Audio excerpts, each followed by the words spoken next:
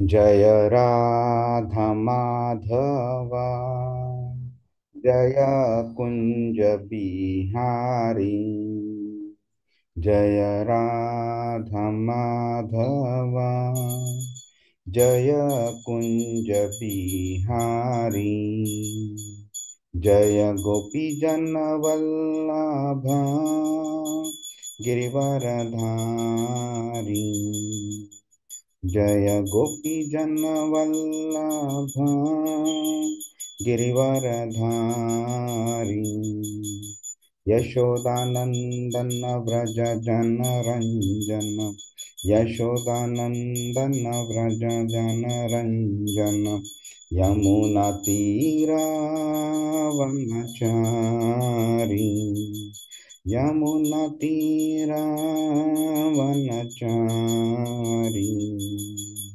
जय राधा माधव, जय कुंज बिहारी। हरे कृष्णा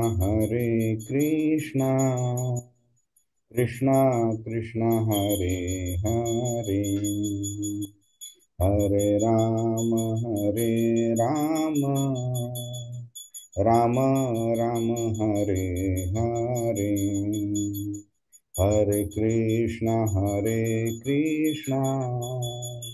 कृष्णा कृष्णा हरे हरे, हरे राम राम राम हरे हरे। जय राधा श्याम सुंदर, राधा श्याम सुंदर राधे। जय कृष्ण बलराम, कृष्ण बलराम, कृष्ण बलराम। जय कृष्ण बलराम। जय गौरानिताय, गौरानिताय, गौरनिताय। जय गौरनिताय। जय जय प्रभुपाद, प्रभुपाद, प्रभुपाद। जय जय श्रील प्रभुपाद। हरि नाम संकीर्तन की जय, श्रीमद् भगवद गीता की जय, श्री प्रभुपाद की जय।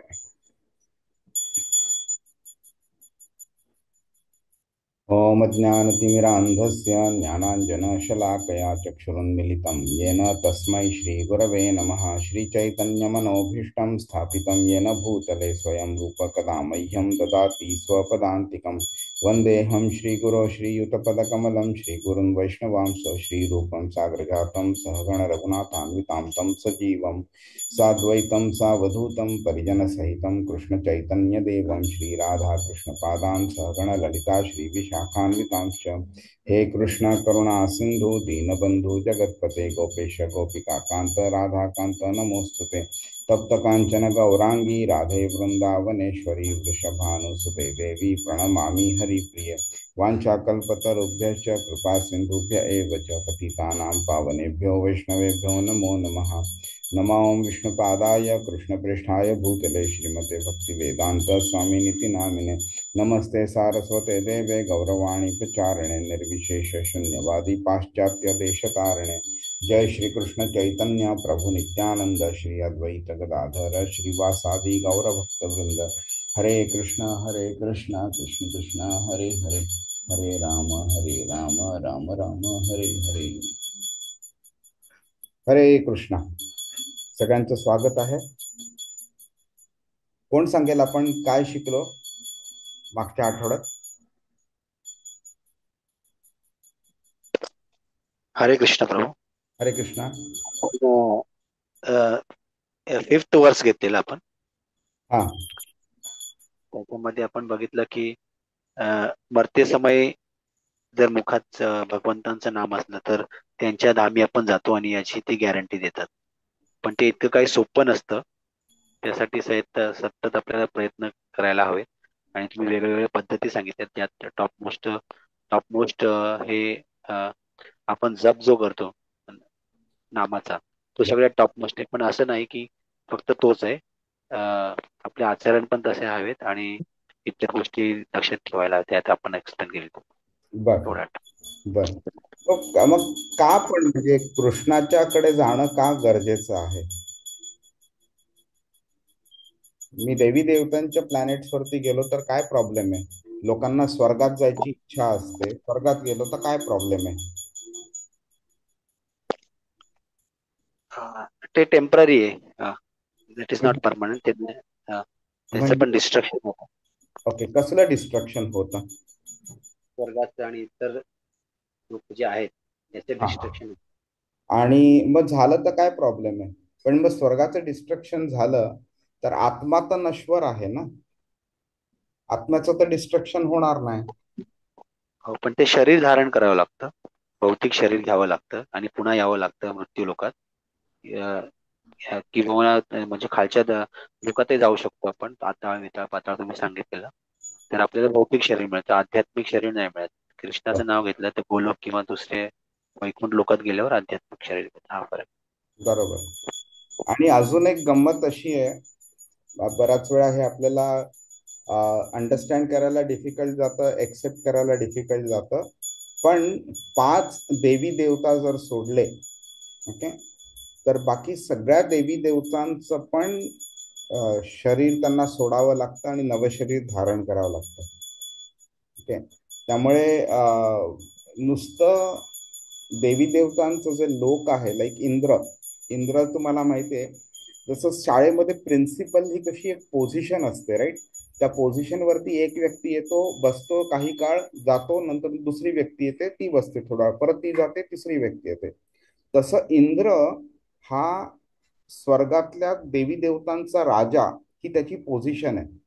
त्या पोझिशन वरती वेगळे वेगळे व्यक्ती लोक येतात आणि बसतात, काही काळानंतर निघून जातात.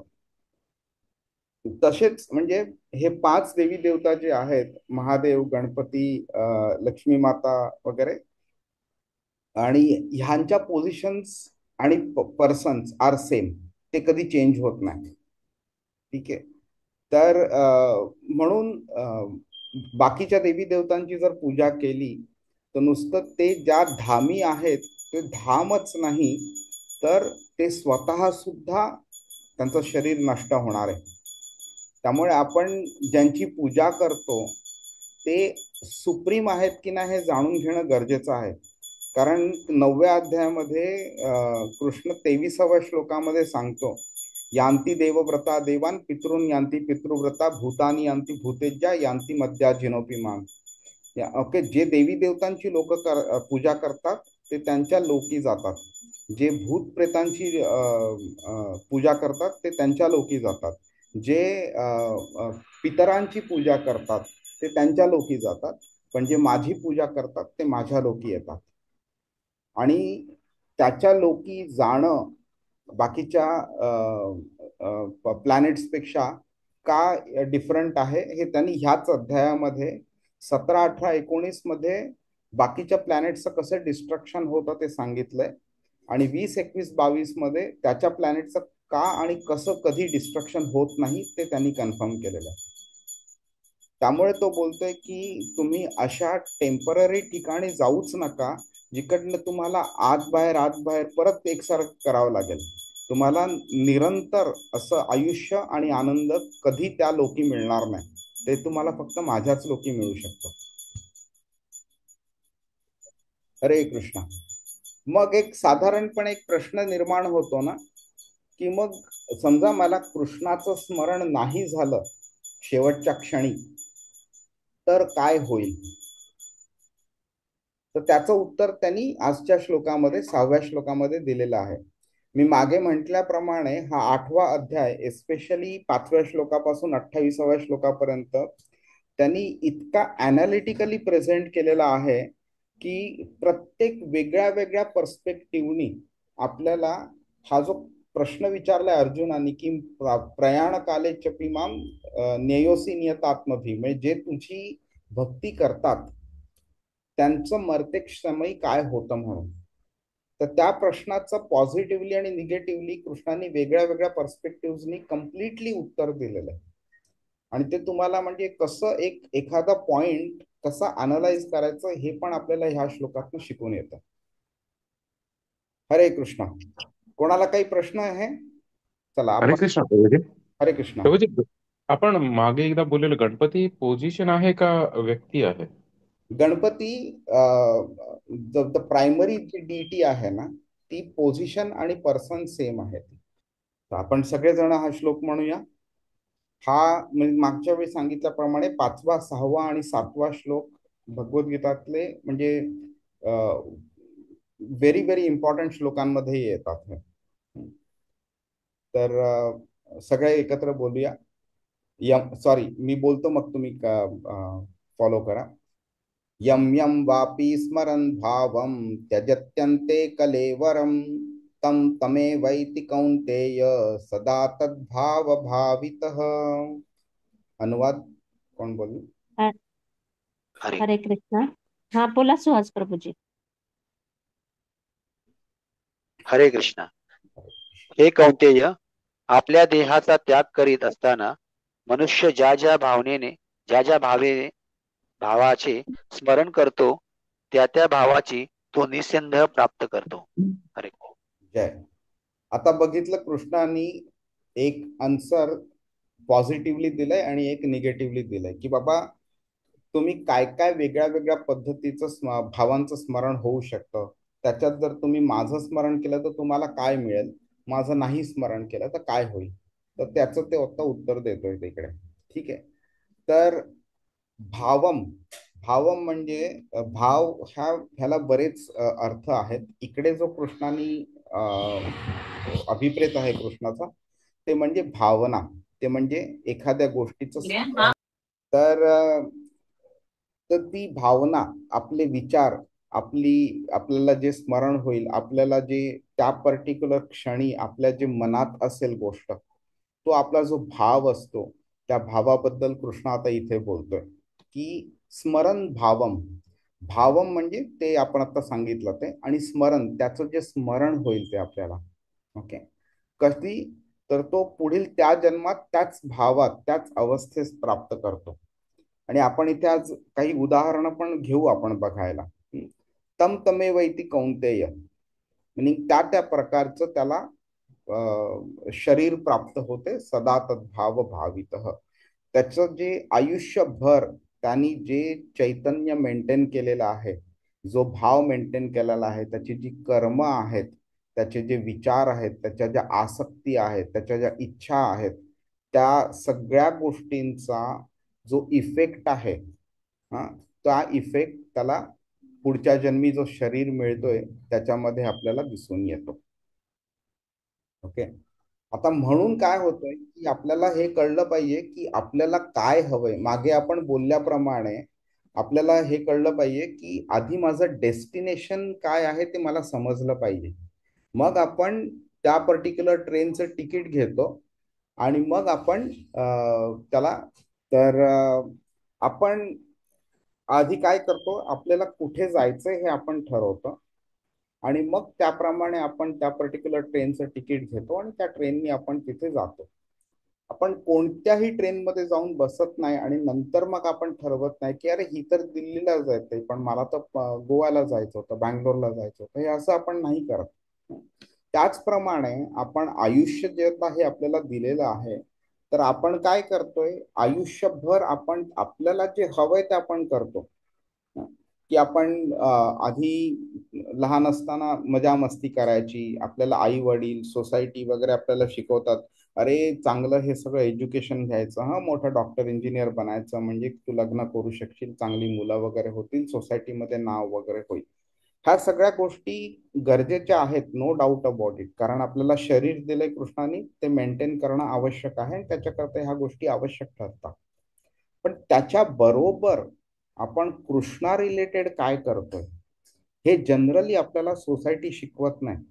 आणि जसे जसे जनरेशन पुढे जात आहेत त्याप्रमाणे आई वडील पण हे शिकवत नाही, कारण त्यांना स्वतःला माहिती नसतं, कारण त्यांनी त्यांच्या आई वडिलांकडनं शिकलेलं नसतं. आणि जरी का आई वडिलांनी शिकवलं तरी सोसायटी एवढं इन्फ्लुएन्स करते आपल्यावरती की आपल्याला आई वडील असे पुरोगामी विचाराचे वाटतात, बुरसटलेल्या विचारांचे वाटतात, मॉडर्न नाही वाटत वगैरे, म्हणून आपण त्यांना ते डिस्कार्ड करतो त्यांचं टीचिंग. आणि नंतर मग आपण प्रवाहाबरोबर जात राहतो. ह्याच्यामुळे काय होतंय, आपल्याला आयुष्याचं, आपल्याला जो जन्म दिलाय त्या जन्माचा पर्पज काय आहे, ऑब्जेक्टिव्ह काय आहे ह्या जन्माचं, तेच आपल्याला कळत नाही. जर ऑब्जेक्टिव्हच कळला नाही तर आपण डेस्टिनेशन आपलं कसं फिक्स करणार? मला दिल्लीला का जायचंय हेच मला जर माहिती नसेल तर मग मी दिल्लीचं तिकीटच का घेऊ मी? आणि जर मला डेस्टिनेशन माहिती नसेल तर मग मी ट्रेन कशी स्वीकारणार, कोणती टेस्ट डिसाईड करणार? जर दिल्लीला जर मला कृष्णाकडे जायचंय हेच जर मला माहिती नसेल तर मग मी भक्तीबद्दल माहितीच कशाला फाइंड आउट करू, भक्ती करूच कशाला, करणारच कशाला? तर त्याच्याचमुळे आणि हा जो इफेक्ट आहे आपल्या आयुष्यभर अशा प्रकारे जीवन जगल्याचा इफेक्ट आहे तो मग नंतर लास्टला त्या अंतिम क्षणी त्याची ती अंतिम क्षणी जो असतो ती म्हणजे त्याला परीक्षा म्हटली जाते. आपण कसं संपूर्ण वर्षभर आपण अभ्यास करतो आणि नंतर फायनल एक्झाम असते, तसंच जीवनाची फायनल एक्झाम मृत्यूसमयी असते. त्या मृत्यूसमयी आपण आपलं चेतना कशी आहे, कृष्णाचं स्मरण होतंय का नाही होतंय, त्या बेसिसवरती आपलं पुढचा जन्म ठरतो आपला. त्यामुळे जर का आपल्याला माहिती असेल की कृष्णाच्या धामी आपल्याला जायचंय, ते माझं डेस्टिनेशन आहे, तर त्याप्रमाणे आपण कर्म करणार, त्याप्रमाणे आपण इच्छा ठेवणार, त्याप्रमाणे आपली चेतना ठेवणार आपण. ओके. आणि म्हणून मग आपण कृष्ण भावना जोपासणार. नंतर एक आपल्याला कळतं की जेव्हा कृष्णाचा विचार करायचा असतो आपल्याला, त्यावेळी मग आपण कृष्णाच्या भक्तांच्या बरोबर राहायचा प्रयत्न करतो. आपली संगती जी असते ती आपण जरा इम्प्रूव्ह करतो आपण. जर का म्हणजे प्रभुपाद नेहमी हे उदाहरण द्यायचे की एखाद्या व्यक्तीला जर दारू प्यायची इच्छा असेल तर तो काय करतो, अशाच दारू पिणाऱ्या व्यक्तींचा संघ ठेवतो तो.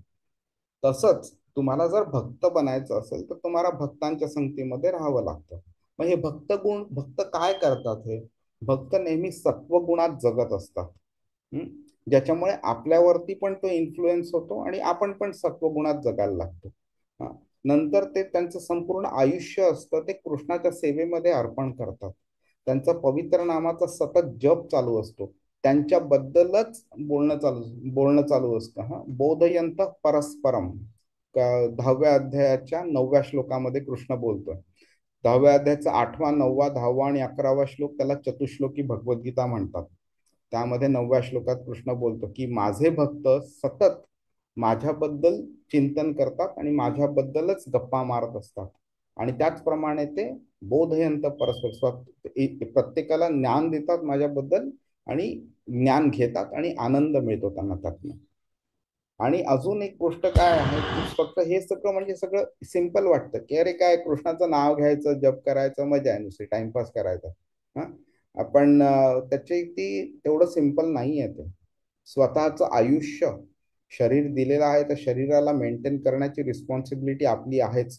आपल्याला कुटुंब आहे, त्या कुटुंबाला मेंटेन करण्याची पण रिस्पॉन्सिबिलिटी आहे. आणि हे सगळं करता करता कृष्णाची भक्ती करणं इज नॉट सिम्पल.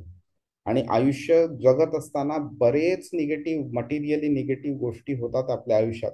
तर ते सगळं सहन करत आयुष्य जगणं आणि तरी सुद्धा हसत मुखाने आनंदाने कृष्णाची भक्ती करणं, इट इज नॉट सिम्पल.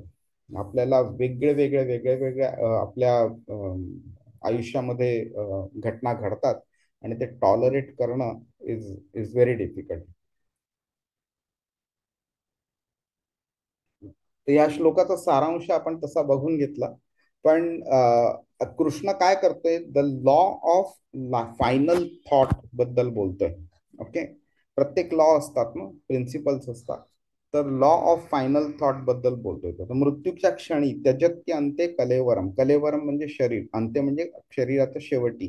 जेव्हा त्यजत्ती म्हणजे ते देऊन टाकणं होतं, तेव्हा ज्या भावनेचा जी व्यक्ती आहे त्याच्या मनात जे विचार चालले, इच्छा आहे, त्याला एक स्मरण होतं आणि ती अवस्था त्याला पुढच्या जन्मी प्राप्त होते. तम तमे वैती. हा पुनर्जन्माचा नियम आहे. आणि अशी भरपूर उदाहरणं आहेत शास्त्रामध्ये ज्याच्याबद्दल आपण बोलायचा प्रयत्न करू आपण. तरी ही शिकवण अर्जुनाला काय शिकवते की त्याला सांगते की बाबा हे सगळे तुझे जे आत्ताचे विचार आहेत, ओके, ते मृत्यू समयी परत येणार आहेत तुझ्याकडे. आणि ती आसक्ती जी आहे, शरीरापोटी आसक्ती, तुझ्या नातेवाईकांपोटी आसक्ती जी आहे, हा तुझं आयुष्य तू कसा जगलेला आहे, कसं घडलेलं आहे, त्याच्या बेसिसवरती तर तुला मृत्यूचा समय येणार आहे. आणि तुझा पुढचा जन्म सुद्धा त्याच्या बेसिसवरती ठरणार आहे. बर, आता आपण बघूया की हे जे अंतिम क्षणी जे स्मरण होतं त्याला इतकं महत्व का दिलेलं आहे, त्याचा इतका शक्तिशाली असा जो प्रभाव होतो तो का होतो. तर काय होतंय की आयुष्यभर जे आपण जीवन जगतो आणि जी कर्म करतो आपण आणि ज्या सवयी असतात आपल्याला, त्या सवयी, ज्या इच्छा, ज्या आसक्ती, ह्या सगळ्या ज्या गोष्टी असतात त्याच्या बेसिसवरती आपली पुढची कर्म ठरली जातात.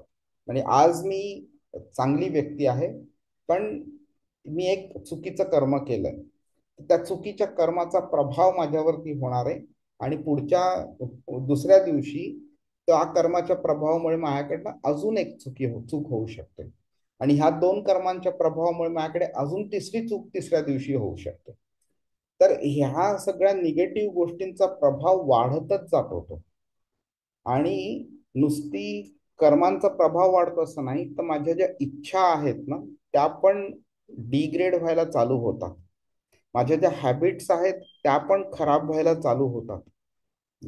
आणि मग नंतर मग काय होतं, this becomes a part of my culture.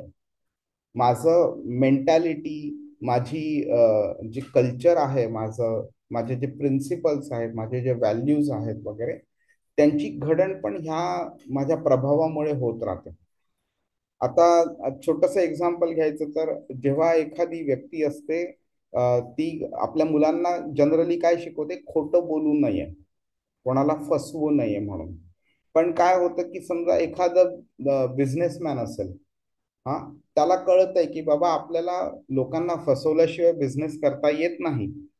मग तो काय करतो, तो स्वतः फसवतो. ग्रॅज्युअली त्याला फसवणं लोकांना हे त्याच्या कल्चरचं पार्ट बनून जातो आणि तेच कल्चर तो त्याच्या मुलांना पण शिकवतो. आणि आई वडिलांकडनं असं कल्चर आलंय म्हटल्यावरती तो सुद्धा तशीच मेंटॅलिटी, तसंच कल्चर मेंटेन करून तो तसा त्याचं आयुष्य जगतो. मग हे संस्कार बनतात आणि मग त्याच्यामधनं मग नंतर मृत्यूसमयी त्याचा इम्पॅक्ट व्हायला चालू होतो. त्याच्यामधनं जे अंतिम विचार आहेत ते तसे निर्माण होतात आणि मग अशा संस्कारांनी जे बनलेलं मन आहे, आजची विचारसरणी वगैरे ह्याच्यामुळे, त्याच्यामुळे आपण ऑटोमॅटिकली त्या मेंटॅलिटीने त्या कल्चरकडे तसा ओढले जातो. That becomes a part of our daily life, regular life. आणि मग नंतर पुढच्या जन्मी पण तसाच शरीर मिळतं, तसंच एन्व्हायरमेंट मिळतं आपल्याला आणि आपण तसंच आयुष्य जगत राहतो पुढे. तर प्रभुपाद सांगायचे ह्याच्याबद्दल की जेव्हा मृत्यूचा क्षण जवळ येतो ना, तेव्हा आपलं पूर्ण आयुष्य जे आपण जगलेलं असतं ते आयुष्य एका मूवी प्रमाणे असं आपल्याकडनं पुढे असं चालत राहत होते आणि आपल्याला म्हणजे संपूर्ण आपल्या ज्या ठळक घटना असतात ना त्या आपल्या आयुष्य पूर्ण डोळ्यापुढच्या त्या एका मूवी प्रमाणे ते प्ले होत राहतात कॉन्स्टंटली आणि कुठल्या तरी गोष्टीवरती आपली मग नजर अडकते आणि मग that becomes our final thought. तो आपला अंतिम विचार बनतो मग. आणि त्यामुळे काय होतं की जे आपलं जे वास्तव जे आहे आपलं, ओके, ते वास्तव, जी आपली मेंटॅलिटी, जे आपलं कल्चर आहे ते त्या अंतिम स्मरणामध्ये एकदम प्रतिबिंबित होतं ते. ठीक आहे. त्यामुळे ज्या व्यक्तींची मन भौतिक इच्छांनी भरलेलं असतं त्यांच्या मनामध्ये फक्त भौतिक इच्छाच होतात. आणि आपण एक साधं, म्हणजे हे समजायला डिफिकल्ट असेल कारण अंतिम क्षण आपण अजून एक्सपिरियन्स केला नाही आणि ज्यांनी एक्सपिरियन्स केलेला आहे ते आपल्याला सांगायला जीवित नाहीयेत आता. तर आपण हे खरोखर कसं होतं ते हे साधं सिंपल गोष्ट बघूया आपण. लहान असताना आई वडील आपल्याला काय सांगतात की हे भजन वगैरे हे सगळं नंतर करायचं, आत्ता करायचं नाही. आत्ता शाळेमध्ये जायचं, शिकायचं, मोठा माणूस बनायचं वगैरे, बरोबर. त्यामुळे चाइल्डहुड आपलं सगळं त्याच्यामध्येच जातं. मग नंतर काय होतं, आता शिकलेलो आहोत, आपलं करिअर बनायचं आहे, नंतर आपण तशा प्रकारचा चांगला जॉब घ्यायचा प्रयत्न करतो, करिअरमध्ये ग्रो व्हायचा प्रयत्न करतो, पैशाची गरज निर्माण होते, पैसा मिळवायचा असतो, जास्तीत जास्त पैसा मिळवायचा आहे, लग्न, मुलांचं शिक्षण, सोसायटी वगैरे ह्या सगळ्या गोष्टीमध्ये आपण पूर्णपणे एंगेज राहतो आपण.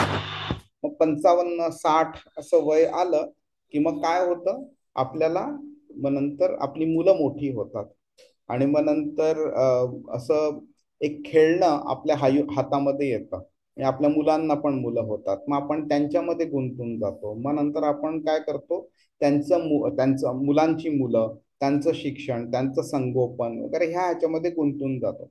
65-70 असं वय होऊन गेल्यावरती आता जेव्हा त्यांना जाणवतं की आपण आयुष्यभर भक्ती वगैरे काही केली नाही, आता करायचा प्रयत्न करू, तर आता तुम्ही इमॅजिन करा, आयुष्यभर ज्या व्यक्तीने भक्ती केलेली नाहीये आणि त्याच्या सवयी, त्याची मानसिकता, त्याचं कल्चर, संस्कार जे काही सगळं आहे ते अशा रीतीने घडलंय ज्याच्यामध्ये कृष्ण नाहीच आहे, अगदी असला तरी येऊन जाऊन पाहुण्यासारखा येतोय जातोय.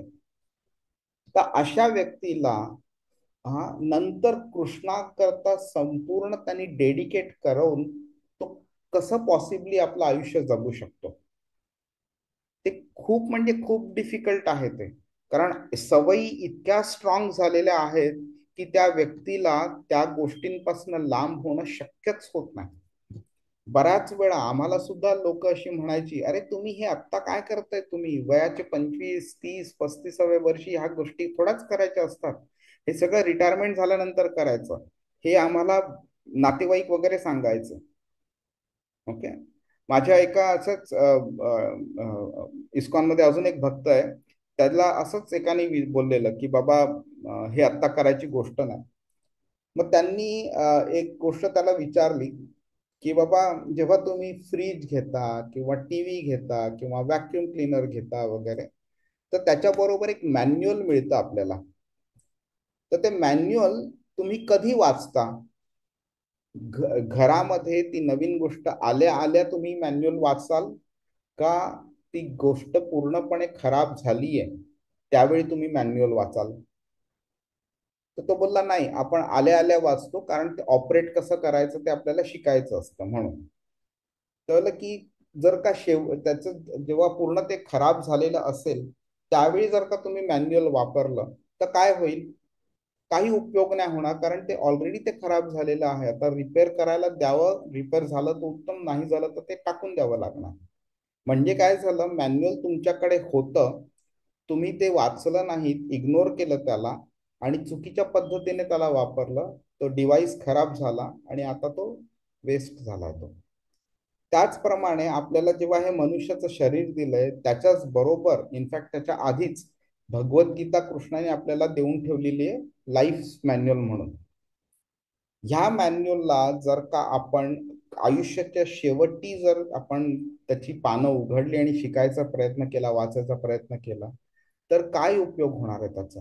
म्हणजे असं नाही की ते वेस्टेज आहे 100%, पण त्याचा इफेक्टिव्ह वापर जो आहे, जो जन्मापासून जर तुम्ही करू शकला असता तर तो तुम्ही करू नाही शकणार, तो तुम्हाला त्याचा तेवढा फायदा होणार नाही. त्यामुळे मी हा एक्झाम्पल द्यायचो ना आधी सुद्धा, तुम्ही घरी एखादा फ्रीज आणला आणि फ्रीज उघडल्यावरती गार वारा येतो आणि त्याला जर तुम्ही एसीचा वारा समजला आणि म्हणून फ्रीज तुम्ही कॉन्स्टंटली उघडा ठेवला, तर काय होईल? 2 दिवस, 4 दिवस, 2-4 आठवड्यांनी, महिन्यांनी तो फ्रीज खराब होणार होता. मग तो खराब झालेला फ्रीज इधर रिपेअर करायला भरपूर कॉस्टली पडेल किंवा होणारच नाही रिपेअर. आणि ह्याच्यात चूक कोणाची आहे? तर त्या कंपनीने फ्रीज बरोबर मॅन्युअल पण दिलेलं आणि सांगितलेलं कसं वापरायचं, तरी सुद्धा ते न शिकता तुम्ही जर कॉन्स्टंटली त्याचा दरवाजा उघडा ठेवला, थंड वारा येतोय म्हणून, एसी समजून म्हणून, तर ती चूक तुमची आहे. इकडे सुद्धा भगवद्गीता दिलेली आहे, शिकायचं की नाही शिकायचं हे कृष्णाने ऑप्शन आपल्याकडे दिलंय आणि म्हणून तो सांगतो इकडे, शिकलात तुम्ही आणि त्याप्रमाणे तुम्ही तुमचं आयुष्य जगलात तर तुम्ही माझं स्मरण करू शकाल. तुम्ही नाही शिकलात, त्याप्रमाणे जगला नाहीत आयुष्य, माझं स्मरण तुम्हाला नाही झालं, तर तुम्ही जे स्मरण होईल त्याच तुम्हाला तसा प्रकारचा जन्म मिळणार आहे. मग आता तुम्ही तुमचं ठरवायचं की माझ्याकडे तुम्हाला यायचंय का तुम्हाला कंटिन्युअस जन्म मृत्यूच्या चक्रामध्ये फिरत राहायचं तुम्हाला. ज्या तर आपलं हृदय, मन, आपल्या इच्छा सगळ्या भौतिक गोष्टींनी भरलेल्या असतील तर त्याच प्रकारचं स्मरण आपल्याला शेवटच्या क्षणी होणार आहे. आपल्याला बऱ्याच लोकांना म्हणजे आता ह्या सगळ्या गोष्टी प्रॅक्टिकल आहेत. म्हणजे तुम्हाला जर का वाटतंय की अरे प्रभू असे कसे बोलतायत म्हणून वगैरे, पण ऑब्जेक्टिव्ह माझा तुम्हाला कळून देण्याबद्दल आहे आणि त्यामुळे तुम्ही तुमचा विचार करायचा की कसं अप्लाय करायचं. बरीच लोक घरामध्ये कुत्रा मांजर पाळतात आणि त्या कुत्रा मांजर मांजर त्या प्राण्यांबद्दल सुद्धा त्यांना बरीच आसक्ती असते. बऱ्याच वेळा मी बघितलेलं आहे आमच्याकडे, म्हणजे मित्रांकडे, नातेवाईकांकडे आणि जे नेबर्स वगैरे होते, शेजाऱ्यांकडे सुद्धा कुत्रा मांजर वगैरे असे होते. तर त्या कधी कुत्रा कोणाचा असा गेला 5 वर्ष 10 वर्षाच्या संगतीनंतर, तर इतकं त्यांना वाईट वाटायचं, इतके ते रडायचे त्याच्याकरता वगैरे. तर चांगलं आहे, प्राण्यांबद्दल दया असणं वगैरे चांगलं आहे, पण ह्याच्याचमुळे काय होते, तुमची अटॅचमेंट वाढते त्या प्राण्यांबद्दल आणि त्याच गोष्टी मग नंतर आपल्याला आयुष्याच्या क्षणी, शेवटच्या क्षणी आठवायला चालू होतात आणि मग मग त्या प्रकारचा आपल्याला जन्म मिळतो आपल्याला. म्हणून कृष्ण बोलते, तुम्ही जीवन जर माझ्यावरती केंद्रित केलं तर विचार पण अंतिम क्षणी माझाच होईल आणि तुम्ही माझ्या धामी परत येऊ शकता. तुम्ही तर आध्यात्मिक प्रगती आणि सतत कृष्ण स्मरण होणं ह्याच्याकरता वेगळे वेगळे मेकॅनिझम्स आहेत. आपण कधी कृष्णाचा फोटो ठेवू शकतो वगैरे, काही काही करू शकतो, राईट. तर कोणत्या गोष्टीची शिफारस केलेली आहे ते ते जाणणं आवश्यक आहे. तर पहिली गोष्ट म्हणजे काय आहे की प्रत्येक गोष्ट, प्रत्येक कर्म, प्रत्येक विचार, प्रत्येक कृती जे काय आहे ते किंवा जे पूर्ण ह्या पृथ्वी तलावरती जे आहे किंवा जे पण भौतिक जगात आहे ते ह्या 3 गुणांच्या अधिपत्याखाली आहे. सत्वगुण, रजोगुण आणि तमोगुण. तर आपण सत्वगुणी गोष्टी आपण आपल्या आयुष्यात घेतल्या पाहिजेत. रजो आणि तमोगुणी गोष्टी नाकारल्या पाहिजेत. तर हे सत्वगुणी आयुष्य जगणं हे खूप इम्पॉर्टंट असतं. सत्वगुणी आयुष्य जगणं म्हणजे लवकर उठणं, पूजा करणं, नामस्मरण करणं, कधीही खोटं न बोलणं, लवकर झोपणं, असं जेवण खाणं ज्याच्यामुळे सत्वगुण अजूनही वाढू शकतं आपलं. आणि रजोगुण तमोगुण ह्या गोष्टींचा ह्यांना नकारणं. जी लोक सत्वगुणी आहेत त्या अशा लोकांचा सहवास करणं. जी लोक रजोगुणी तमोगुणी आहेत त्यांचा नकार करणं. हा, भक्ती करत राहणं, कृष्णाबद्दल त्याचं चरित्र वाचणं, त्याचं भगवद्गीता वाचणं, भागवतम वाचणं, अशा कोणत्याही गोष्टी ज्याच्यामुळे तुमची आध्यात्मिक प्रगती होईल आणि सत्वगुणी आहेत त्या त्या गोष्टींना रेकमेंड केलेलं आहे. ते आध्यात्मिक प्रगतीसाठी आवश्यक आहे. ह्याच्यामुळे काय होतं, अनुशासन निर्माण होतं. आपल्याला आपलं जीवनाचं उद्दिष्ट कळतं. आपल्या मनामध्ये एक स्पष्टता निर्माण होते की ही गोष्ट चांगली आहे माझ्या प्रगती करता, ही गोष्ट नाही चांगली. तर जी चांगली आहे ती स्वीकारायची, नाही आहे ती नाही स्वीकारायची, नी काय. त्यामुळे आपलं चैतन्य अजूनही उच्चतम होत राहतं. नंतर काय की आपण कृष्णाची भक्ती करतो म्हणजे कृष्णाची सेवा पण आपण करत राहतो. भोगा अर्पण करायचा कृष्णाला, कृष्णाने दिलेला प्रसाद खायचा, कृष्णाकरता चांगलं त्याची मूर्ती पूजा करायची, किंवा कृष्णाकरता टेम्पल बांधायचे वगैरे. अशी कोणतीही गोष्ट ज्याच्यामुळे आपल्याला कृष्णाचं कॉन्स्टंट स्मरण होऊ शकतं ती जोपासायची. आणि अशी कोणतीही गोष्ट ज्याच्यामुळे कृष्णाचं स्मरण होणार नाही, विसर होईल, तर ती गोष्ट नाकारायची. आणि अशा प्रकारे आपण जर का कृष्णाशी जोडले गेलो कॉन्स्टंटली तर त्याचं स्मरण दररोज आणि मृत्यूक समय नैसर्गिकपणे आपलं ते पॉसिबल आहे. तर कृष्णाचं नामस्मरण करणं हे सगळ्यात मोठं इफेक्टिव्ह गोष्ट आहे ती. चैतन्य चरितामृत मध्ये लिहिलंय, कलिकाले नामरूपे कृष्ण अवतार.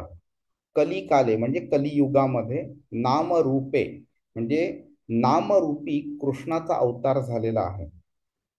म्हणजे कृष्ण आधी त्या दिवशी प्रभूंनी प्रश्न विचारलेला ना, आपल्याला कोण गायडन्स देणार म्हणून, तर कृष्ण आहे आता. कृष्ण आपल्याला असं वाटतंय की तो द्वापारयुग संपता क्षणी तो, म्हणजे तो गेला आणि द्वापारयुग संपला आणि कलियुग चालू झाला. पण तसं नाहीये. त्यांनी काही गोष्टी पृथ्वीवरती ठेवून गेल्या. तो भगवद्गीता ठेवली आहे त्यांनी, भागवतम ठेवलेलं आहे आणि हरिनाम जप, त्याचं स्वतःचं नाम ठेवून गेलाय तो. त्याच्या नामामध्ये तीच पॉवर आहे जी त्याच्या स्वतःमध्ये पॉवर आहे. हं? कृष्ण आणि कृष्णाचं नाव हे भिन्न नाही आहेत. भौतिक जगामध्ये काय होतं की लेट्स से फॉर एक्झाम्पल, मला तहान लागली तर मी पाणी पाणी पाणी पाणी असं बोलत राहिलो तर माझी तहान भागणार नाही. कारण पाणी हे जे शब्द आहे आणि पाणी ही जी वस्तू आहे, ह्या दोन्ही वेगळ्या वेगळ्या गोष्टी आहेत. नुसतं पाणी पाणी बोलत राहिल्यावरती पाणी माझ्या तोंडात निर्माण होणार नाहीये किंवा पाणी माझ्या तोंडात जाणार नाहीये ज्यामुळे माझी तहान भागणार नाही. पण कृष्णाचं आणि कृष्णाचं नाव ह्याच्यामध्ये तसं नाहीये. मी जेव्हा कृष्णाचं नाव घेतो आणि मी कृष्णाला बघतो किंवा कृष्णाबद्दल मी ऐकतो किंवा कृष्ण जर जेव्हा माझी लायकी असली तर कृष्ण माझ्याशी डायरेक्ट जर बोलला, तर ह्या सगळ्या गोष्टी सेम आहेत. त्याच्यामध्ये काहीही डिफरन्स नाहीये. त्यामुळे हरे कृष्ण महामंत्राचा जप हा कलियुगाकरता रेकमेंडेड आहे. तर एकदा काय झालेलं की आपले नारद मुनी जे आहेत ना, ते नारद मुनी नेहमी ध्यान करायचे, भक्ती करायचे वगैरे. पण त्यांना असं वाटायचं नेहमी की ब्रह्मदेव हे सगळ्यात टॉपमोस्ट आहेत, ते अल्टिमेट आहेत, त्यांनी सगळी सृष्टीची रचना केली म्हणून. तर एक दिवशी ते ब्रह्मदेवांना ध्यान करताना बघितलं त्यांनी आणि त्यांना मग आश्चर्य पडलं की बाबा, जर का ब्रह्मदेव अल्टिमेट आहेत तर ब्रह्मदेव कोणाचं ध्यान करतायत. म्हणून ब्रह्मदेवांचं ध्यान झालं आणि त्यानंतर मग नारद मुनींनी त्यांना प्रश्न विचारला की बाबा, तुम्ही कोणाचं ध्यान करत होता. मी आतापर्यंत तर मी तुम्हालाच सर्वे सर्वा समजत होतो. मग त्यांनी भरपूरसं नॉलेज त्यांना दिलं तिकडे, कृष्णाबद्दल, विष्णूबद्दल, सृष्टीच्या रचनेबद्दल वगैरे बरंच ज्ञान दिलं त्यांना. आणि त्यानंतर मग नारद मुनींनी प्रश्न विचारला की बाबा, कलियुगामध्ये जी लोक आहेत त्यांना कसं भक्तीमध्ये पुढे येता येईल, त्यांना कसं कलियुग सोडून कृष्णापर्यंत पोचता येईल म्हणून.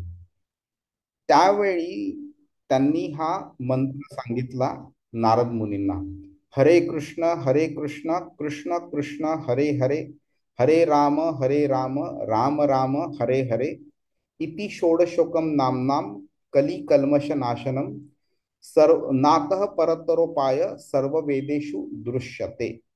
ओके. तर हरे कृष्ण कृष्ण कृष्ण हरे हरे, हरे राम राम राम हरे हरे, हात इति षोडशकम नामना म्हणजे हा 16 अक्षरी हा मंत्र आहे. तर हा मंत्र काय करतो, कली कल्मश नाशनम. कल्मश म्हणजे जी पण आपल्याला डिफिकल्टीज आहेत ना मटेरियल लाईफ मध्ये, कलियुगामध्ये त्यांचं नाशनम, त्याचा नाश करतो तो. ओके.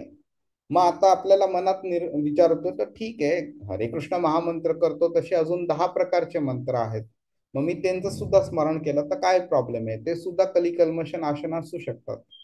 तर ब्रह्मदेव त्याला असं आपल्याला मनात येईल हे अँटिसिपेट करून ब्रह्मदेव त्याच्या पुढे लगेच सांगतात, नातः परतरोपाय, आणि ह्या व्यतिरिक्त दुसरा कोणताही उपाय नाहीये.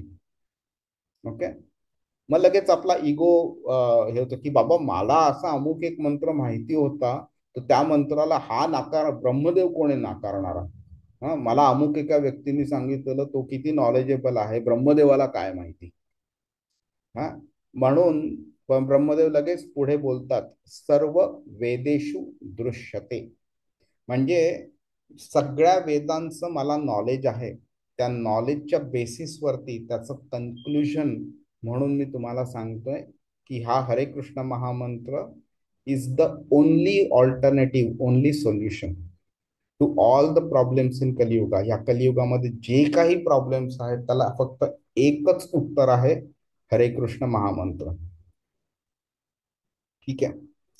तर हे करतोय तर ह्याचा अर्थ हा आहे का की समजा आता मी चॅन्टिंग करतो, मी रेग्युलरली करतो, तर ह्याचा अर्थ हा आहे की मला काहीही मटेरियल प्रॉब्लेम नाही होणार. ब्रह्मदेवाने ते सांगितलेले कली कल्मष नाशनम. मग मला हे मटेरियल प्रॉब्लेम का होतात की बाबा मला जॉबमध्ये प्रॉब्लेम आहे, माझ्या फॅमिलीमध्ये प्रॉब्लेम आहे, पैशाचा प्रॉब्लेम आहे, मुलांचा प्रॉब्लेम, हा प्रॉब्लेम, तो प्रॉब्लेम, सगळे प्रॉब्लेम येत आहेत.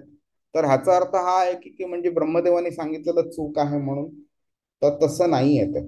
आपली कर्म जी आहेत ना ती आपल्यापर्यंत येणारच येणार. पण एका ऑर्डिनरी व्यक्तीला जो कृष्णाचा भक्त नाहीये त्याला जेव्हा कर्माचं रिझल्ट मिळतं त्यावेळी it is just a normal transaction for Krishna.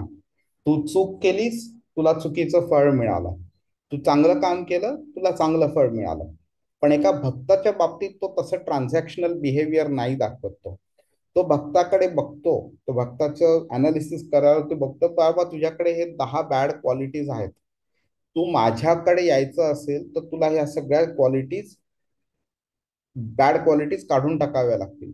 जेव्हा आपण बाहेर जातो, गार्डन मध्ये फिरतो, चपला घातलेल्या नसतात किंवा कुठे आपण खाली पडलो वगैरे, आपल्या पायाला घाण लागली, तर आपण पहिल्यांदा काय करतो, पाय धुतो आणि मग घरी एंटर करतो. हं? आपण तेच घाण पाय सगळ्या घरामध्ये फिरवत बसत नाही आपण. तसंच कृष्णाच्या धामी आपल्याला जायचंय तर इकडचे ज्या आपल्या बॅड क्वालिटीज आहेत त्या घेऊन आपल्याला जाता येणार नाही, तिकडे आपल्याला एंट्रीच मिळणार नाहीये.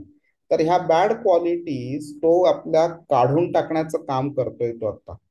तर कृष्ण काय करतो, प्रत्येक कर्म जे आपलं आहे ज्याचे रिझल्ट आपल्याला मिळणं बाकी आहे ते रिझल्ट अशा प्रकारे आपल्याला देतो की आपलं ते कर्म तर त्याचं रिझल्ट मिळून ते नष्ट तर होऊनच जाईल, पण त्याच्यामुळे आपल्याला एक चांगली शिकवण मिळेल आणि आपण अजून भक्तीमध्ये अजून आपण प्रगती करू.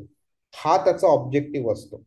जेव्हा एखादा लहान मूल चूक करतं आणि त्याला वडील म्हणजे त्याला 2 फटके देणार असतात, त्याच वेळी जर का वडिलांच्या पायावर मुलांनी डोकं ठेवलं आणि तो बोलला की बाबा मला क्षमा करा, माझी चूक झाली, मी असं परत करणार नाही, तरी सुद्धा वडील मारतील का त्याला? तर वडील नाही मारणार त्याला, कारण वडिलांना माता मुलाला मारण्यातनं काही आनंद होत नाहीये त्याला. त्यांना वडिलांना मारायचं फक्त एवढाच कारणाकरता असतं की त्याच्यातून त्याला शिकवण मिळाली पाहिजे आणि परत ती त्याने चूक केली नाही पाहिजे. जीच शिकवण त्याला आता ऑलरेडी मिळाली आहे, त्याला स्वतःहून आतमधून समजलंय की आपण चुकलो आहे, मग परत कशाला मारत बसायचं. त्यामुळे कृष्ण पण त्याच पद्धतीने करतोय. कृष्ण आपल्याला, त्याला आनंद नाही होते कोणत्याही गोष्टीने आपल्याला मारण्यामध्ये, इनफॅक्ट त्याला दुःख होते, तो वाट बघतोय आपली कधी आपण सगळ्या नॉनसेन्स गोष्टी इकडनं सोडतो आणि कधी त्याच्यापर्यंत जातोय, तो वाट बघतोय आपली. तर आपण अजूनही त्याला वाट बघायला लावतोय की बाबा तू भलेही माझी काळजी कर, तू भलेही माझी वाट बघ, पण मला तुझ्याकडे यायची इच्छा नाही आता. एखाद्या आईचं मूल घर त्यांनी सोडलेलं आहे आणि शेजाऱ्यांच्या घरी खेळत बसलेलं आहे, तरी आईचं कॉन्स्टंट लक्ष त्या मुलाकडे असतं. आईच्या मनामध्ये कॉन्स्टंटली मुलाबद्दल विचार येतोय आणि आई बोलते की बाबा मी भलेही आता स्वयंपाक करण्यामध्ये बिझी आहे, पण मला तू माझ्याजवळ हवाय, लवकरात लवकर तिकडे खेळणं आटप आणि माझ्याजवळ ये. पण मुलगा जर बोलला नाही मला अजून खेळायचंय, अजून खेळायचंय, मी नाही येणार, मी नाही येणार, तर आईला आतनं दुःख होत राहतं.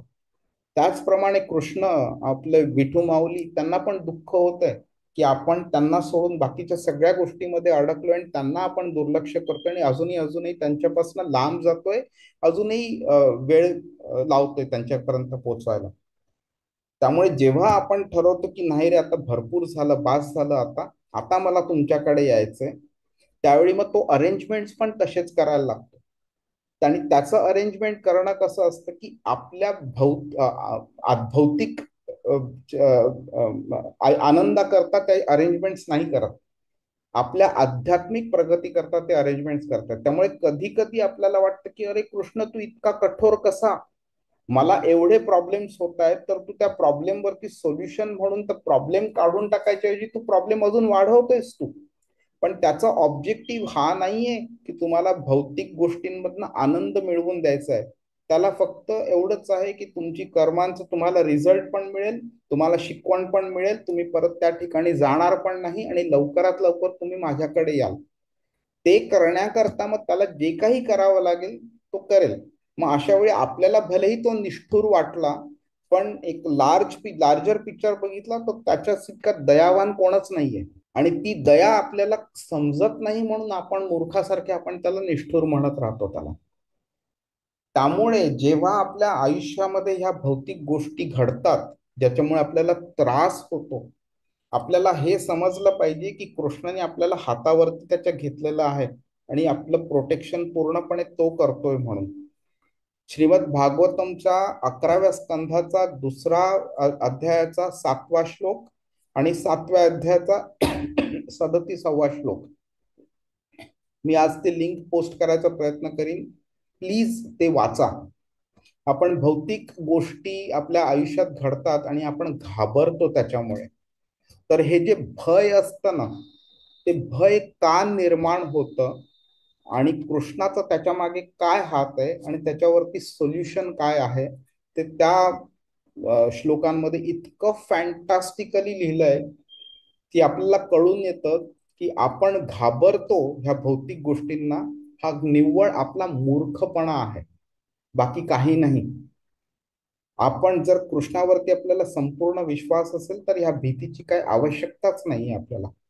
आणि जेव्हा आपल्याला हे कळतं की कृष्ण आपलं कॉन्स्टंट प्रोटेक्शन करतोय, त्यावेळी मग ह्या अशा गोष्टी आपल्या जेव्हा घडतात आयुष्यामध्ये ना, तर त्याच्यामुळे आपण सहनशील बनायला शिकतो आणि कृष्णाला आपण सांगतो की बाबा तू करतोय, तू चांगलंच करतोयस म्हणून. एक दैन्य भावना निर्माण होते आपल्यामध्ये. शिक्षाष्टकम नावाचं एक अष्टक चैतन्य महाप्रभूंनी लिहिलेलं, त्याच्यामध्ये आपण भक्ती कशी करावी, काय मेंटॅलिटी असावी, ते डिटेलमध्ये दिलेलं आहे एकदम, ऑफकोर्स प्रिन्सिपल लेवलमध्ये. तर त्याच्यामध्ये 3ऱ्या श्लोकामध्ये महाप्रभू बोलतात, तृणात अपि सुनीचेन तरोरपि सहिष्णुना अमानिना मानदेन कीर्तनीय सदाहरी. 3 प्रिन्सिपल्स आहेत अभि. तृणादपि सुनीचेन, तृणात म्हणजे गवत. गवत किती टॉलरंट असतं. हा, तुम्ही त्याच्यावरती पाय ठेवा, तुम्ही त्याला उपटून काढा, तुम्ही त्याला काही करा, तो काहीही करत नाही. हा, सगळं तुम्ही त्याच्यावरती पाय ठेवला तरी तो सगळा दबला जातो, त्यानंतर परत तो त्याच्या रेग्युलर पोझिशनवरती येतो. ही टॉलरन्स लेवल. आणि तरोरपी सहिष्णुना, सॉरी, तृणात सुनिचेना म्हणजे हंबल. तो इतका हंबल असतो तृणात म्हणजे गवत, की तो लिटरली कधीही आपल्याला उलट असं रिॲक्शन देत नाही आपण त्याच्यावरती पाय ठेवल्यावरती. आणि तरोरपी सहिष्णुना, सहिष्णुना म्हणजे टॉलरन्स. तर तरोर म्हणजे एक झाड, मोठं झाड, किती टॉलरंट असतो तो, ऊन वारा पाऊस सगळं सहन करतो. हा, तरी सुद्धा आपल्याला फळं फुलं देत राहतो, तरी सुद्धा सावली देत राहतो. तुम्ही त्याला लाकूड तोडण्याकरता त्याला मारलं तरी सुद्धा तो काही आपल्याला त्याची इजा पोहोचत नाही आणि आपल्याला सगळं तो टॉलरेट करत राहतो. तर एका गवताप्रमाणे हंबल आणि एका मोठ्या झाडाप्रमाणे टॉलरंट असं राहिलं पाहिजे. आणि अमानिना मान देणं म्हणजे मला कोणत्या प्रकारचाही मान नको आहे, सन्मान नको आहे, आणि मी सगळ्यांना मान देणार, सन्मान देणार. ह्या मेंटॅलिटीमध्ये आपण भगवान श्रीकृष्णांचं जर नामस्मरण केलं तर that is the best quality of जप. आणि अशा प्रकारे जर आपण तक्रार आयुष्यामध्ये ज्या गोष्टी घडतात तर ती तक्रार न करता जेव्हा आपण आव्हानं येतात ती सहन करतो, दैन्य भावना ठेवतो आणि निश्चयाने भक्ती तरीही कंटिन्युअसली करत राहतो, त्याच्यामुळे आपली भक्तीची क्वालिटी पण इम्प्रूव्ह होते, साधना पण इम्प्रूव्ह होते आणि कृष्णाला आपण जास्तीत जास्त आवडायला लागतो. तर जेव्हा ब्रह्मविमोहन लीला झाली ना, ब्रह्मविमोहन लीलाबद्दल मी आधी बोललेलो आहे, तर मी परत रिपीट नाही करत. तर त्यानंतर ब्रह्माला स्वतःची चूक कळली आणि त्यानंतर कृष्णाकडे येऊन माफी मागितली. आणि नंतर माफी मागितल्यावरती त्यांनी काही प्रेयर्स म्हणाला तो कृष्णाकडे. त्यापैकी ते प्रेयर्स जे आहेत ते 10व्या स्कंदामध्ये श्रीमद भागवतमच्या 14व्या अध्यायाच्या 14व्या अध्यायामध्ये आहेत. त्यापैकी जो 8वा श्लोक आहे ना, अतिशय सुंदर श्लोक आहे. सगळे श्लोक सुंदर आहेत, पण ह्या आजच्या कॉन्टेक्स्ट करता तो श्लोक खूप सुंदर वाटतो. तत्तेनुकंपम सुसमीक्षमाणो भुंजान एवात्मकृतं विपाकम तद्वाग वपुर्भिर्विदधान नमस्ते जीवेत योपदेश मुक्तिदाय भाग. तर ब्रह्मदेव काय बोलतोय की तुझी अनुकंपा ज्याच्यावरती होते, ती व्यक्ती जर का त्याच्या आयुष्यामध्ये जी काही भौतिक दृष्ट्या निगेटिव्ह होतात, गोष्टी होतात, त्याला जर का तो टॉलरेट करत राहिला आणि टॉलरेट करता करता सुद्धा जो तुझं नामस्मरण करत राहिला, तर तो तुझ्या धामी पोहोचण्याचा त्याचा हक्क बनतो. आता हक्क हा जो शब्द आहे ना, कधी भक्तीमध्ये आपण वापरत नाही. दया आणि कृपा असे दोन शब्द आहेत, त्याच्यामध्ये डिफरन्स आहे. तर कृपा म्हणजे आपली एलिजिबिलिटी नसते, पण तरी सुद्धा कोणीतरी आपल्यावरती मेहरबानी करतं. आणि दया म्हणजे आपण बोलू शकतो की बाबा माझ्यावरती दया कर, म्हणजे माझा हक्क बनतो. तर रस्त्यावरती एखादा भिकारी बसलेला असतो, तर तो बोलू शकत नाही की माझ्यावरती मला 5 रुपये देच म्हणून, तो माझा हक्क आहे म्हणून. नाही, तुम्ही जर दिलं तर तुम्ही त्याच्यावरती कृपा करताय. पण समजा तुमच्या मुलाच्या पायाला काही लागलं, खूप काही लागलं, तर तुम्ही त्याच्यावरती जे लेप लावाल, मलम वगैरे लावाल, त्याची शुश्रूषा कराल, तर ती तुम्ही त्याच्यावरती दया करताय. पण त्या दयेचा तो हक्कदार आहे, त्याचा तो हक्क आहे, कारण तुम्ही त्याचे आई वडील आहात आणि तुमचं ते कर्तव्य आहे, त्याचं पण हक्क आहे ते मिळवणं. तर कृपा ही आपली एलिजिबिलिटी असो नसो, समोरचा तो आपल्याला आपली त्याची कृपा देतो आपल्याला तो. तर भक्ती ही जी असते ही सगळी कृपेच्या वरती अवलंबून असते. जर का कृष्णाची आपल्यावरती कृपा झाली, अनुकंपा, तर आपल्याला तो भक्तीमध्ये अजून अजून अजून अजून वाढवू शकतो. आणि त्याची अनुकंपा कधी होते? जेव्हा आपली सिन्सिअरिटी बघतो, ऑनेस्टी बघतो, आपले प्रयत्न बघतो तो. आणि जेव्हा हे तो बघतो, अनुकंपा देतो आणि आपली भक्ती वाढते, तर आपल्या जीवनामध्ये भौतिकदृष्ट्या निगेटिव्ह गोष्टी तरीही होत राहतात. पण कृष्ण काय बोलतोय की ह्या गोष्टी मी तुला देतोय ते तुझी भक्ती वाढवण्याकरता. तर ब्रह्मदेव म्हणतायत की असं जेव्हा होत राहतं आणि व्यक्ती टॉलरेट करत करत करत जो कृष्णाची भक्ती तरी सुद्धा करत राहतो, त्याला ऑटोमॅटिकली त्याचा तो हक्क बनतो, त्याला तुझ्या धामी पोचण्याचा. तिकडे तो हक्क म्हणून शब्द वापरतो. तर हे आपल्याला जाणून घेणं खूप आवश्यक आहे की पहिली गोष्ट म्हणजे आपण कृष्णाच्या कृपेशिवाय आपण भक्ती करूच शकणार नाही. दुसरी गोष्ट, कृष्णा कृपा तेव्हाच दाखवेल आपल्याला जेव्हा आपले सिन्सिअर एफर्ट्स त्याला दिसतील. आणि सिन्सिअर एफर्ट्स थ्रू चॅन्टिंग आपण त्याला दाखवले पाहिजे. आणि जेव्हा तो कृपा दाखवतो, त्यावेळी आपल्या जीवनाचा, आपल्या आपल्या कर्मांचा, आपले जे पूर्वचे कर्म आहेत त्यांचा रिझल्टचा कंट्रोल तो स्वतःच्या हातामध्ये घेतो.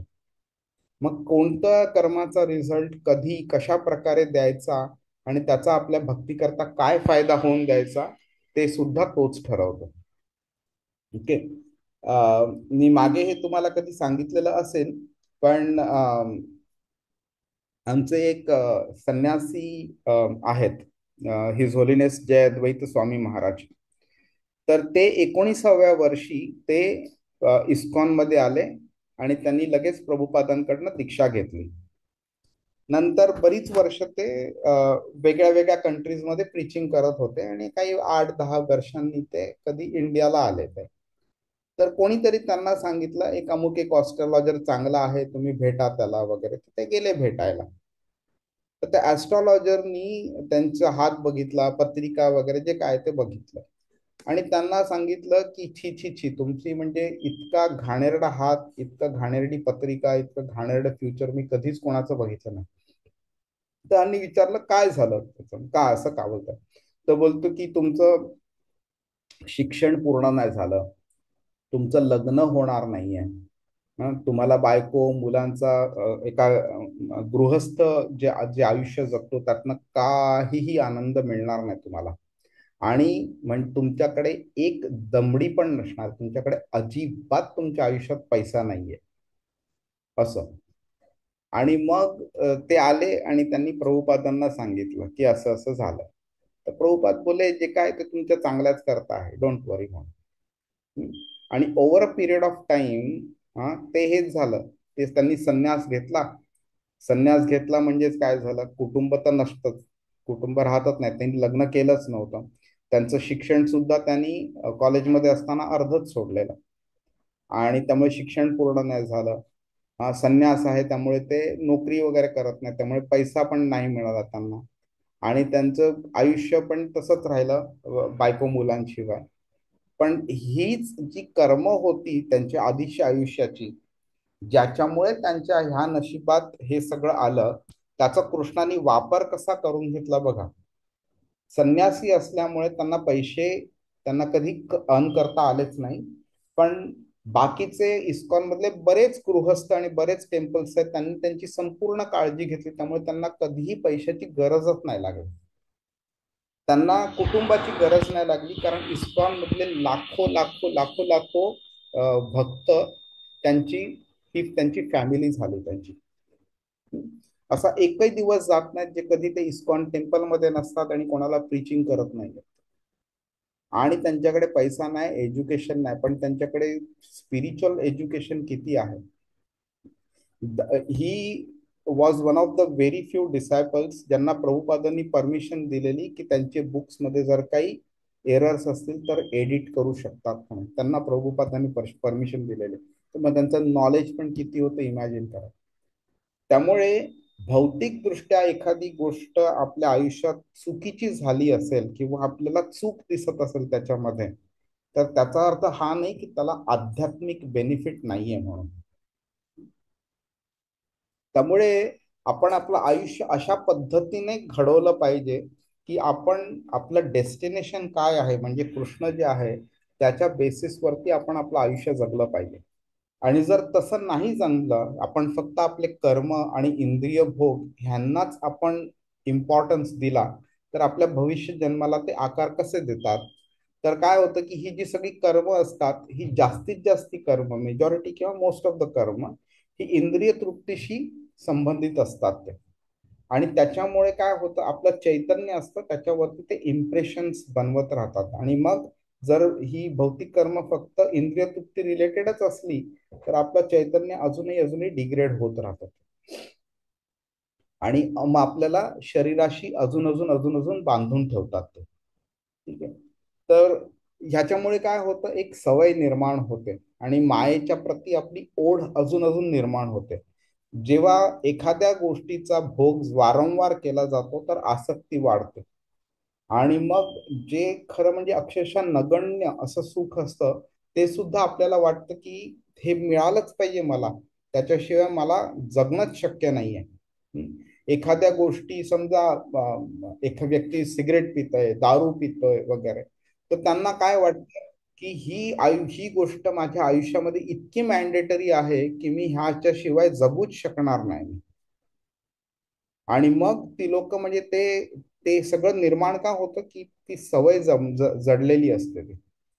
आणि व्यक्तीला नको असलं तरी त्याच्या प्रकारे त्याच्या प्रती इतकं आकर्षण असतं की तो तिकडे ओढला जातो. आणि मग काय होतं की फक्त हे इंद्रिय आपल्यावरती तसा कंट्रोलच ठेवत नाही, तर संपूर्ण इंद्रिय तृप्तीची जी प्रोसेस आहे त्याच्या व्यतिरिक्त आपल्याला काही सुचतच नाही, त्याच्या व्यतिरिक्त काही आयुष्यात आहे असं आपल्याला जाणवतच नाही. आणि मग आपलं आयुष्य इतकं अधोगतीला गेलेलं असतं की मग त्यातनं बाहेर पडणं becomes a very very difficult task. आणि मग अशा पद्धतीने आयुष्य आपण जगलो तर मर्त्यक्षमय सुद्धा आपल्याला ह्याच गोष्टींचं स्मरण होणार आहे. आणि मग आपल्याला पुढच्या जन्मीत सुद्धा तशाच प्रकारचा देह मिळणार आहे आपल्याला. तर तर भाव भावित कृष्णाने इथे हा शब्द वापरलेला आहे. तर म्हणजे काय की अ, हे जे आपल्या जे अ, इच्छा असतात, आपले जे कर्म असतात, त्याचे जे रिझल्ट्स असतात, त्याच्यामुळे जे इम्प्रेशन बनलेलं असतं, एक कल्चर सेट झालेलं असतं वगैरे. तर हा जो एक स्वभाव बनलेला असतो त्याला कृष्णाने भाव म्हटलेला आहे.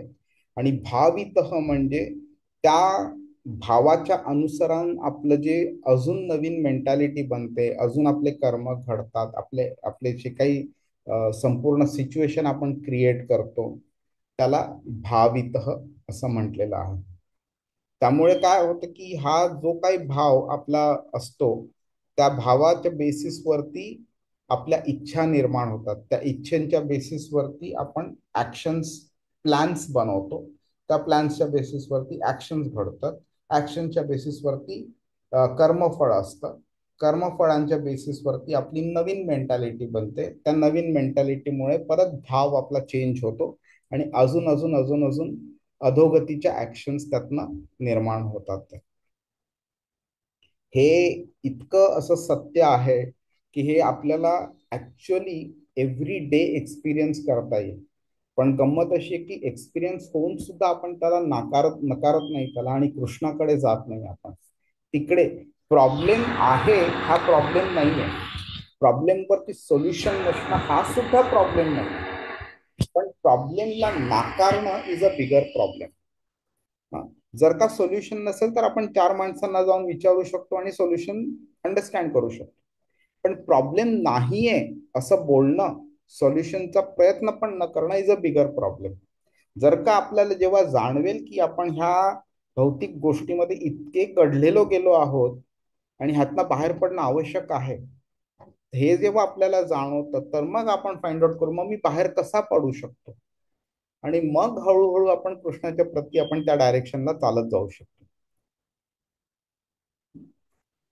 मी हे स्किप करतो मी आता कारण ह्याबद्दल आपण बोललेलो आहोत. तर ओके, फक्त ह्या गोष्टीबद्दल बोलूया आपण. ह्या ह्या तर 15वा अध्याय आहे ना पुरुषोत्तम योग. त्याच्यामध्ये 8व्या आणि 9व्या श्लोकामध्ये कृष्णाने ह्या दोन श्लोकांमध्ये एक महत्वाचं प्रिन्सिपल शिकवलंय आपल्याला.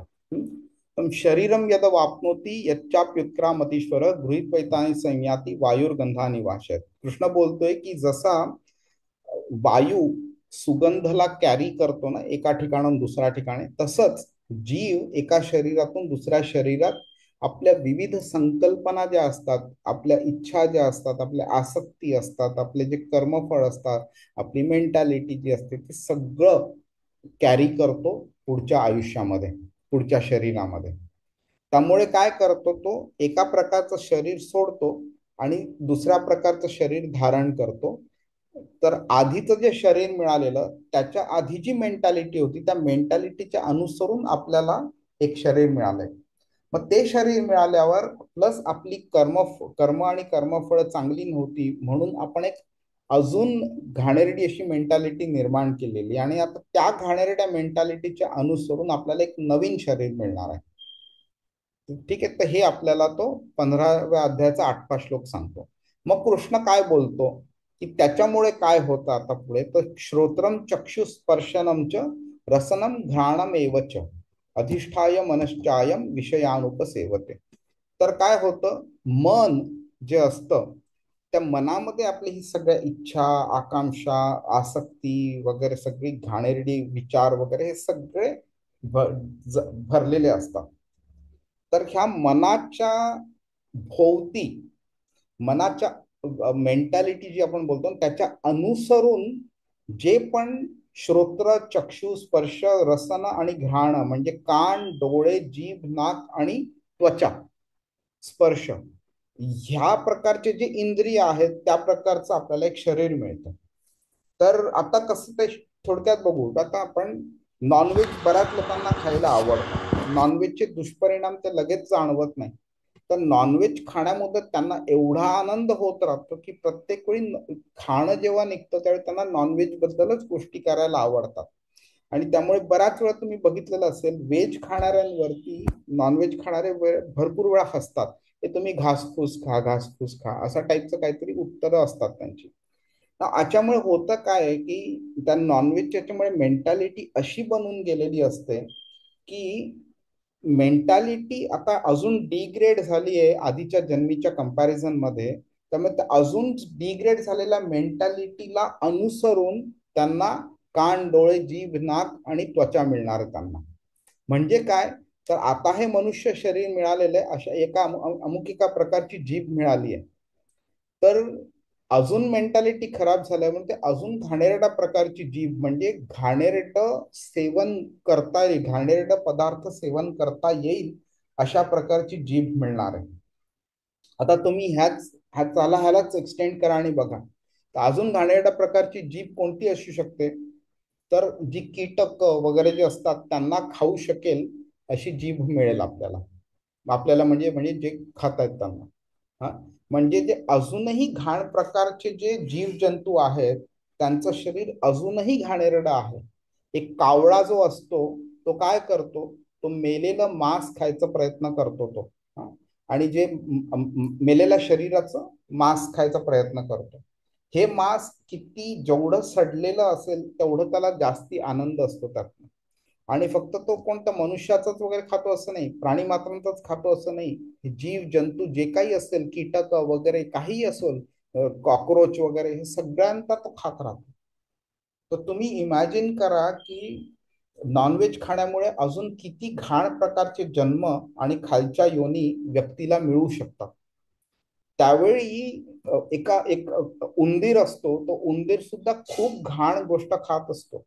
हा, जिकडनं अतिशय दुर्गंध येतोय, आपण त्याच्या बाजूला ह्या शरीरात असताना उभं पण राहू शकणार नाही. बोलताना सुद्धा आपल्याला घाण वाटेल त्याबद्दल. अशा ठिकाणी तो कॉन्स्टंटली राहत असतो उंदीर. तिकडचं सगळं घाण गोष्ट तो खात असतो. तर अशा प्रकारची शरीरं मिळत राहतात पुढच्या जन्मी. का, तर ह्या जन्मी आपण चांगली मेंटॅलिटी आपण जोपासली नाही, क्रिएट नाही केली, आपली कर्मफळं चांगली होती, आपली चांगली नव्हती, आपली विचारसरणी चांगली नव्हती, इच्छा चांगल्या नव्हत्या, आसक्ती चांगल्या नव्हत्या, आणि कृष्ण आपल्या आयुष्यातच नव्हता आपल्या. हरे कृष्ण. मी हे स्किप करतो महाराज पंडूंबद्दल,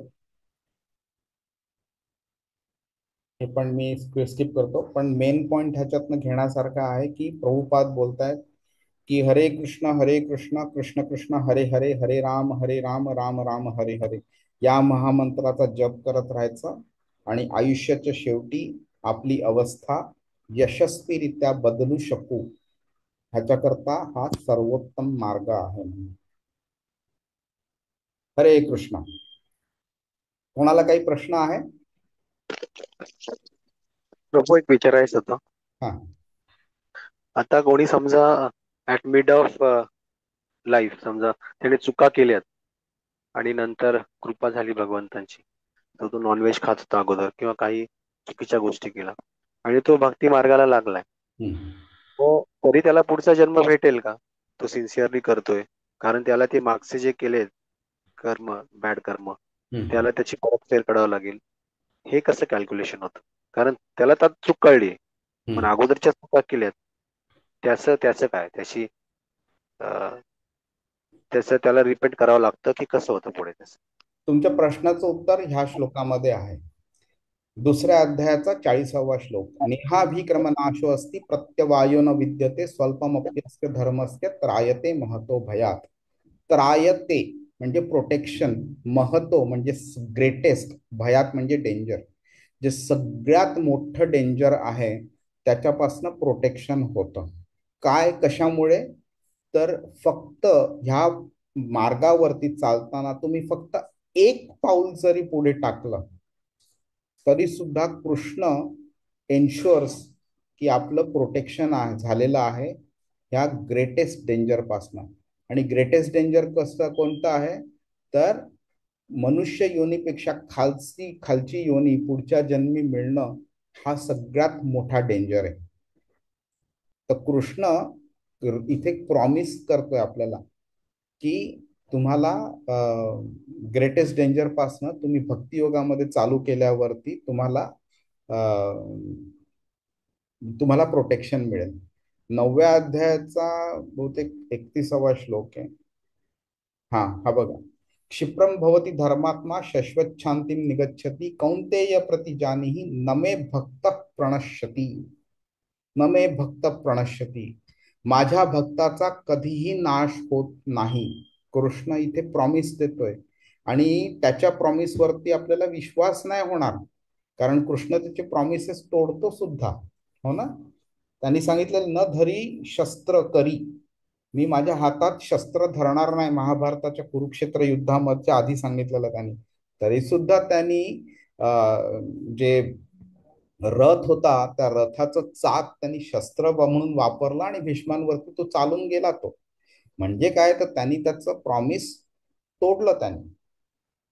म्हणून त्याच्यावरती आपल्याला कमी विश्वास असेल म्हणून तो अर्जुनाला सांगतोय कौंतेय प्रतिजानी ही, बाबा माझ्यावरती विश्वास नसेल लोकांचा, निदान तुझ्यावरती तरी विश्वास असेल तर तू सगळ्यांना सांग, अगदी निर्भीडपणे निर्भय हो आणि घोषणा कर की माझ्या भक्ताचा, कृष्णाच्या भक्ताचा कधीही नाश होत नाही. त्यामुळे अजिबात आपल्याला काळजी करायची नाहीये. We are on the perfect track, the right best track वरती आहोत आपण. आपल्याला फक्त चालत जायचंय. ओके. आमचे इस्कॉन मध्ये एक मोठे संन्यासी आहेत, हिज होलीनेस जयपताका स्वामी महाराज, त्यांनी हे एक उदाहरण दिलेलं. तर एक व्यक्ती आहे, चालतोय तो गावामध्ये आणि एक विहीर आहे, ती ओपन आहे विहीर, त्याच्यात तो चालता चालता चुकून पडला. आता तो हाक मारतोय हा, आणि लोकांना वाचवा वाचवा वगैरे हाक मारतोय, आणि समोरून अजून एक व्यक्ती चालत येते. तो त्या व्यक्तीकडे बघतो, बुडतोय बघतोय, तर लगेच एक बाजूला एक दोरी होती मोठी, ती दोरी त्यांनी टाकली त्या माणसाकडे. त्या माणसाने ती धरली आणि ही जी वरची व्यक्ती आहे ती ओढून ओढून त्याला वरती काढते. वरती काढल्यावरती त्याला ती वाचवते. हे एक साधारण उदाहरण झालं. तर ह्याच्यामध्ये आपण बघू शकतो की ती पाण्यात पडलेली जी व्यक्ती आहे, बुडते ती व्यक्ती, ती आपण आहोत. वरून चालत येणारी व्यक्ती ही गुरु आहे. त्यांनी जी दोरी टाकलेली आहे ते हरे कृष्ण महामंत्र टाकलेला आहे. आता आपल्या हातामध्ये काहीही नाहीये. ती दोरी फक्त धरू शकतो आपण, बाकी काहीही करू शकत नाही. तो गुरु त्याच्या प्रयत्नांनी ती दोरी ओढत ओढत ओढत ओढत तो आपल्याला त्याच्यातनं बाहेर काढायचंय. आपल्याला फक्त एकच गोष्ट करायची आहे, ती म्हणजे दोरी धरून ठेवायची, सोडायची नाहीये. बाकी गुरु सगळं करत राहतो. त्यामुळे आपल्याला ह्या गोष्टीची काळजी करण्याची आवश्यकताच नाहीये की माझं काय होईल. मी आत्तापर्यंत 30 40 50 वर्ष मी चुकीची कर्म केली. आत्ता मला भगवद्गीते थ्रू मला समजलं की मी काय करायला पाहिजे होतं, पण आता माझ्या आधीच्या आयुष्यामुळे काय होणार पुढे वगैरे, काहीही काळजी करायची आवश्यकता नाहीये. गुरु आणि कृष्ण ऍब्सोल्युटली सगळंच्या सगळं करून घेतील आपल्याकडनं आणि आपल्याला परफेक्ट मार्गावरती, परफेक्ट डेस्टिनेशनला नेतील ते आपल्याला. हरे कृष्ण. हरे कृष्ण. हरे कृष्ण. तर भेटूया आपण पुढच्या आठवड्यात. पुढच्या आठवड्याचा पण श्लोक अतिशय अतिशय इम्पॉर्टंट आहे, मिस नका करू. हरे कृष्ण. हरे कृष्णा. दंडवत प्रणाम. धन्यवाद प्रभुजी. Hare Krishna